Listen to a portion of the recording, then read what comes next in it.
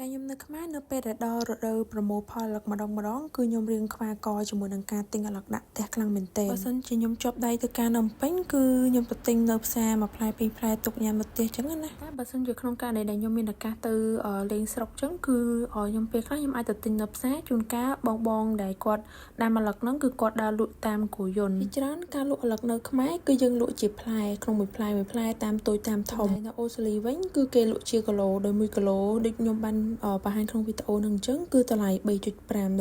កន្លែងនេះគឺខ្ញុំលើកអាឡឹកមួយចំហៀងមកសាក់ថ្លឹងមើលថាតើមួយចំហៀងហ្នឹងទម្ងន់ប្រមាណដែលជាក់ស្ដែងទៅមួយចំហៀងហ្នឹងគឺ3.7គីឡូដែលយើងគិតជាសាច់ប្រាក់ទៅប្រហែលជា$13ណាបងសម្រាប់វីដេអូនេះក៏ខ្ញុំផ្ដល់ជាគំនិតនិងផ្ដល់ជាយោបល់ជាពិសេសសម្រាប់សិស្សអន្តរជាតិដែលគាត់មករៀននៅប្រទេសអូស្ត្រាលីថាមុននឹងយើងទិញអីយើងគួរតែគណនាមើលច្បាស់លាស់ព្រោះអីពេលខ្លះយើងឃើញថាវាថោកប៉ុន្តែពេលយើងគុណជាគីឡូពិតជាថ្លៃអញ្ចឹងណាអញ្ចឹងវីដេអូយើងមានតែប៉ុណ្្នឹងអរគុណជម្រាបលា